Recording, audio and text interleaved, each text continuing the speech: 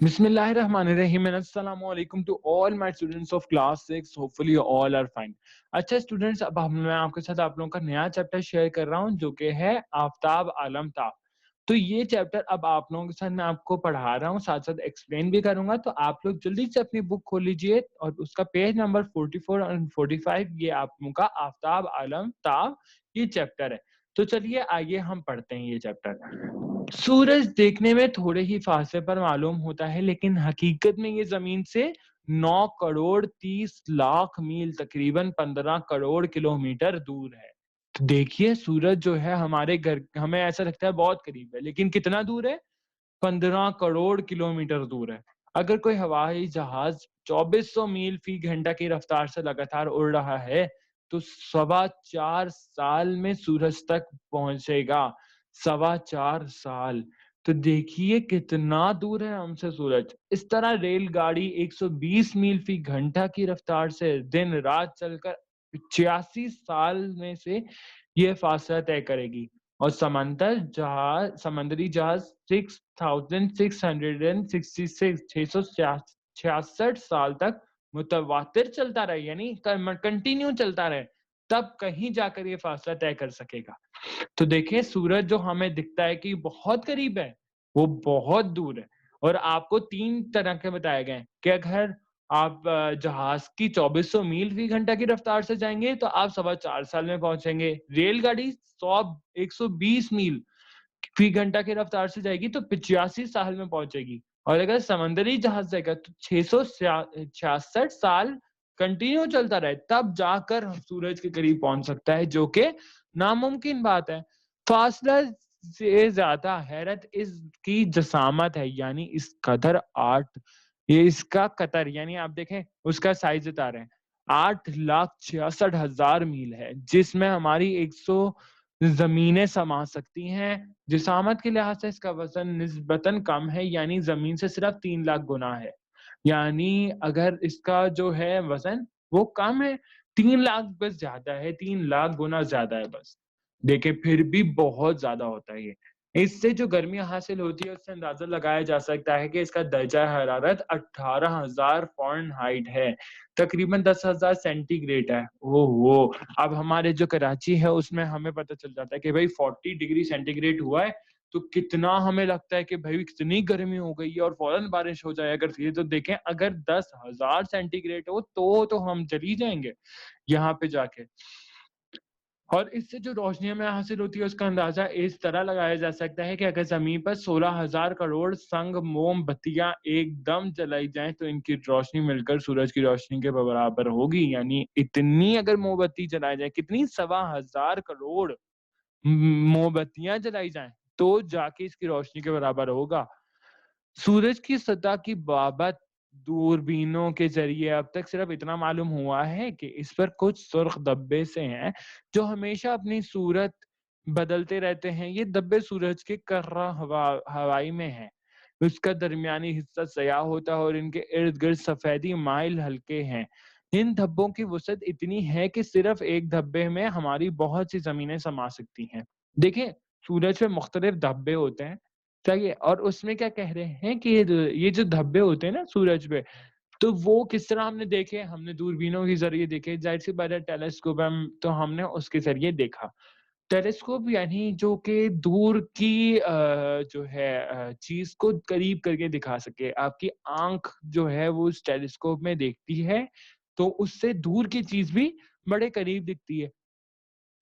अब क्या देखा गया कि वहां पे धब्बे हैं, और धब्बे भी कैसे हैं, जो कि अपना धब्बे जो हैं वो अपनी सूरत हाल बदलते रहते हैं, अपनी सूरत को बदलते रहते हैं। अब क्या कह रहे हैं कि ये धब्बे इतने ऐसे हैं कि इसमें कई जमीनें समा सकती हैं, यानी इतने धब्बे हैं।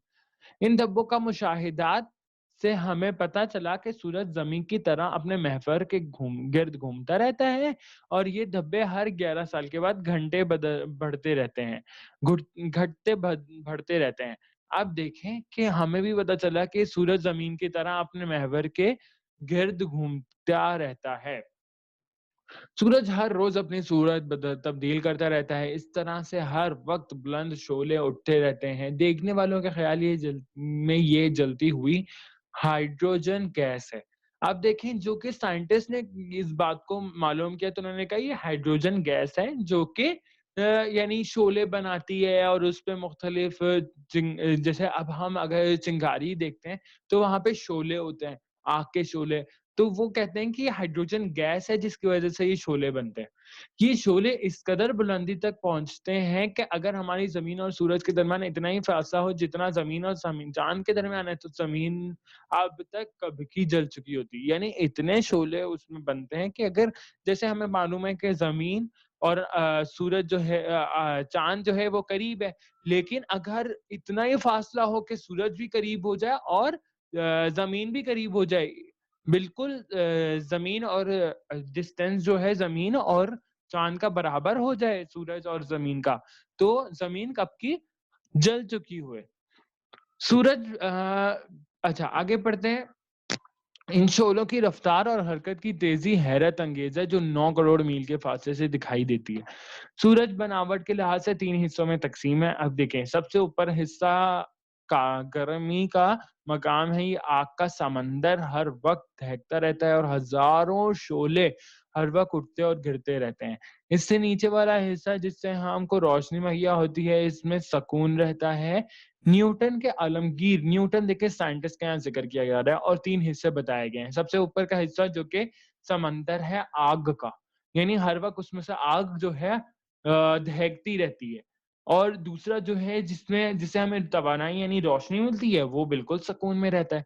अब न्यूटन जो है वो साइंटिस्ट है, वो क्या बता रहा है कि उसका जो लॉ है, कानून कहते हैं लॉ को, के मुताबिक ज़मीन और सूरज एक-दूसरे को अपनी तरफ खींचते हुए हैं। हम ज़मीं वाले किसी क़ुव्वत के बगैर कभी भी इस तरह सतह से बुलंद नहीं हो सकते। इसकी वजह ये है कि ज़मीं अपनी तरफ खींचती है और उस वक़्त तक बुलंद नहीं होने देती जब तक हम इससे ज़्यादा क़ुव्वत इस्तेमाल ना करें। सूरज में ये कशिश बहुत ज़्यादा है, इसलिए अगर ज़मीन पर एक शख्स का वज़न 1.5 मन है, तो सूरज में जाकर वही शख्स 40 मन का हो जाएगा और उसकी क़ुव्वत इस वज़न को सँभाल ना सकेगी। अब देखिए कि अगर हम कहते हैं बात के जो अगर हम बिलफ़र्ज़ उछलते हैं और जंपिंग करते हैं, तो क्या होता है हम वापस ज़मीन पर आ जाते हैं। क्यों? क्योंकि ज़मीन में एक मैग्नेटिज़्म है, ऐसा मैग्नेट है कि ज़मीन हर चीज़ को अपनी तरफ खींचती है। आप बॉल उछालते हैं, लेकिन बॉल जो है वो नीचे आ जाती है। कैसे? कैसे आती नीचे? क्योंकि ज़मीन में एक मैग्नेट है जो हर चीज़ को अपनी तरफ खींचती है। तो बताया जा रहा है कि अगर हम सूरज पे चले जाएँ ऐसे, तो हमारा वज़न कितना गुना ज़्यादा हो जाएगा क्योंकि अगर जो है 1.5 मन का अगर इंसान ज़मीन पर है यानी 40 किलो का है, तो वहाँ जाके कितना हो जाएगा 40 मन का हो जाएगा। तो देखिए खुद कितना ज़्यादा यानी 800 किलो का हो जाएगा वो बंदा और वो बिल्कुल भी ये वज़न नहीं उठा सकेगा। ये बातें जानने के लिए एक सवाल पैदा ये होता है कि सूरज इतना अरसे से चारों तरफ रोशनी पहुँचा रहा है, क्या ऐसा है कि गर्मी का ज़ख़ीरा कभी कम भी हो जाएगा?